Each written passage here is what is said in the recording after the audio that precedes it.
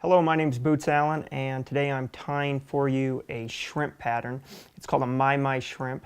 It's a pattern that my brother and I use a lot in the Puget Sound area, fishing for coho and coastal cutthroats. It's a fun pattern to fish. It's actually based on a fly that was developed in eastern Idaho by a woman named Kathy Radford. Her family has a long history of involvement in the fly tying industry and fly fishing in the area as well. The pattern I'm going to tie is it's going to be a white shrimp. Also use them in orange, gold, and black. The white one tends to be the all-purpose fly. It's the one that we can kind of use in both in the saltwater and fishing in estuaries as those fish are moving into those areas, and then also on some of the tailwaters in the American West where you have a lot of mysis shrimp that come out of those reservoirs, and brown trout, rainbow trout, and cutthroat like to feed on those quite a bit. So this is the fly. We're going to start off with this hook. This is a TheWeekly 135. This one here is about a size 8, so it's got some decent size to them, but we also tie them on 6s and 4s. But this size is also a pretty good standard all-purpose size. The thread I'm going to use today is a monocord that's clear. You can kind of see it right there. It's really no color to it. It's just a clear cord. It's also extremely strong. I really enjoy using this kind of thread for a lot of the flies I tie. We're going to start off by tying some eyes into the fly. The eyes I'm going to use are just simple dumbbell eyes. You can basically use these to you know, kind of coordinate them with the size of the hook, basically. So if you have a larger hook, you want to use a larger dumbbell eye. So I'm going to get this secured on here, shorten up my thread a bit.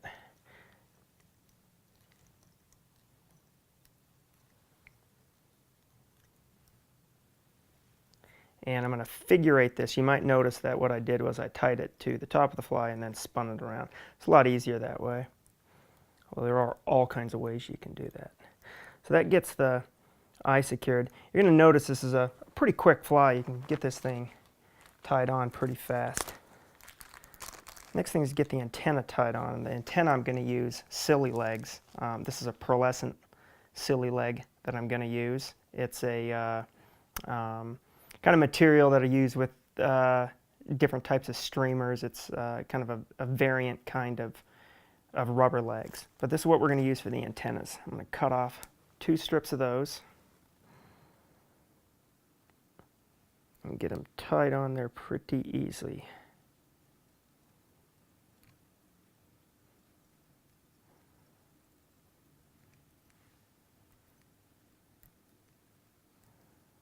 And these will come flaring off the rear of the fly.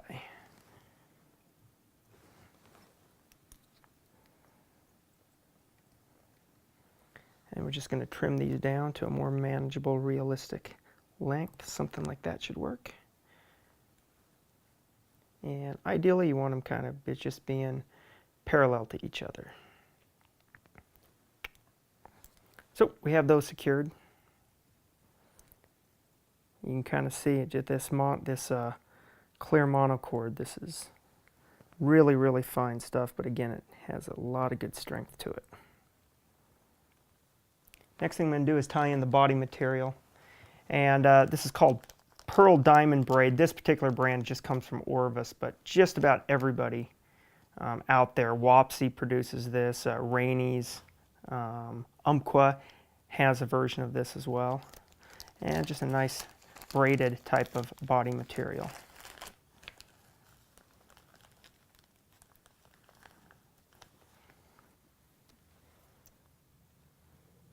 So get that tied on.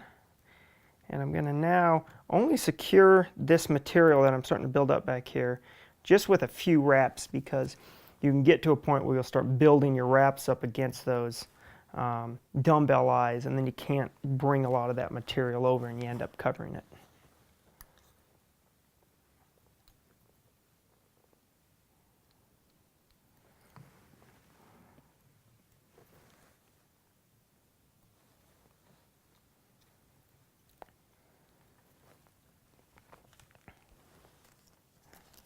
Next, I'm going to just use simple scud skin, basically, the type of flexible skin that you would use. This is produced by Wapsi, and same type of stuff you see on just about any scud pattern out there.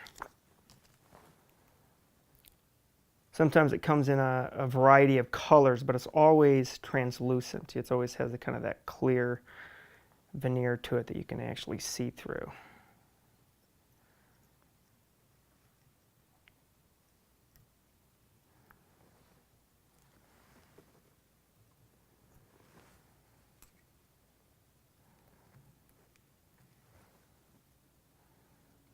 The next part of this fly now, we're going to throw in some of the ribbing material, and the ribbing is going to be just a black fine wire, pretty easy to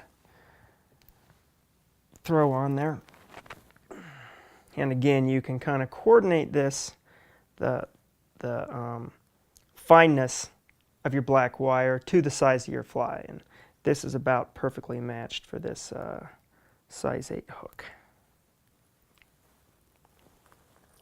Trim the butt sections. You notice that I switch scissors when I'm trimming the tough stuff that can dull your scissors. So I pretty much just keep these other scissors in my hand the whole time, because what I'm typically trimming is more of a fine material. So that's down there now. And now the last piece of this fly that we're going to be tying in here is going to be white hackle. And this is going to look as kind of, or act as the filament legs on these on your shrimp, and you'll see that's just about any shrimp, all those little filament appendages that are on the underbelly of your fly.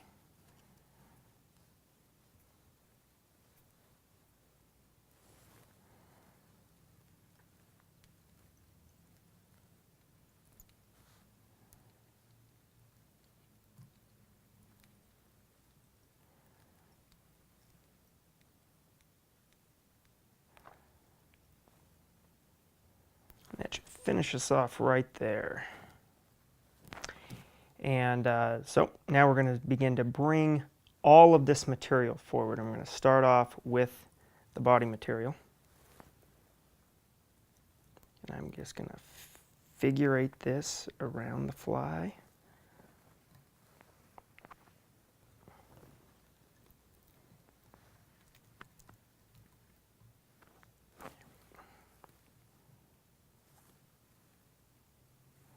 And we just wrap this on forward. It has that flashy, pearlescent silver look to it. And I'm going to just taper it down some so that it thins out as it gets down to the eye of the hook. And I'll end it right there.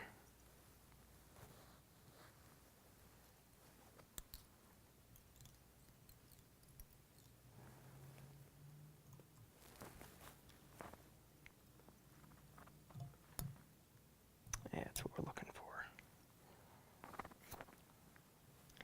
Okay, the next piece of this now, I'm going to begin to wrap the hackle forward.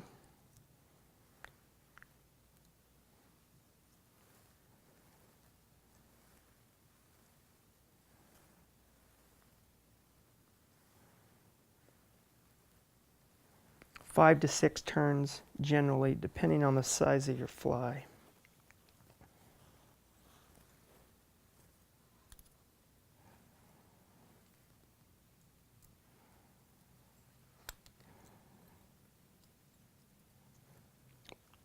Now I'm going to trim the top of this.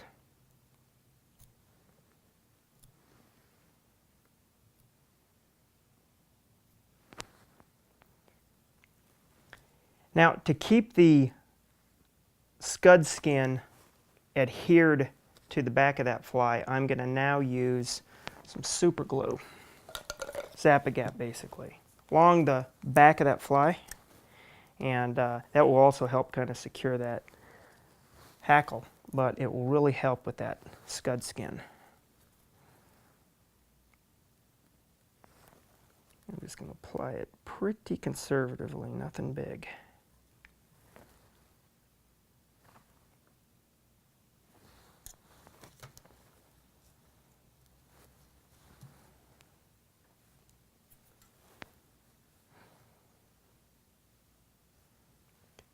Now I just take that skin forward.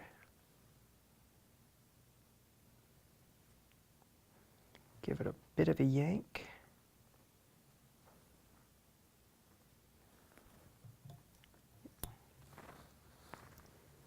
And get that tied down there. That will kind of help hold that scud skin to the back of the hook.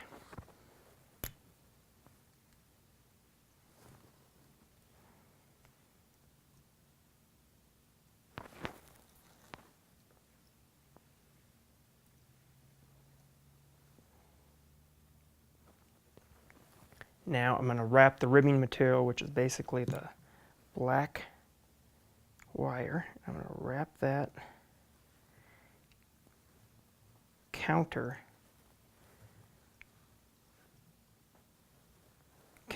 from the actual hackle, which is what we do with a lot of our flies.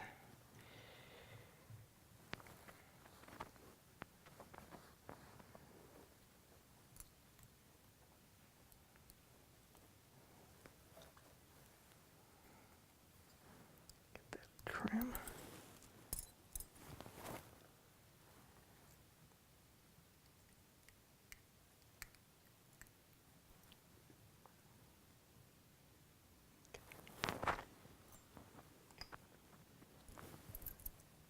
Give it a quick whip finish.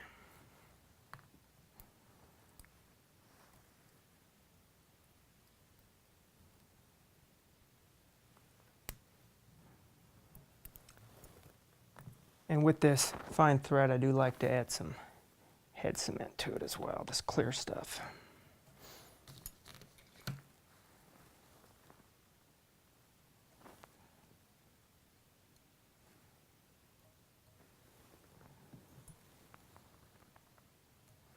How's that look from your guys' side? Ooh, I like. And that is your my shrimp. And again, we use it a lot in the Rocky Mountain West for when we're fishing tailwaters as shrimp come pouring out of the reservoirs. Mysis shrimp, which are introduced to a lot of water, a lot of the reservoirs. But it's also used in a lot of saltwater estuaries, and particularly in the Puget Sound area.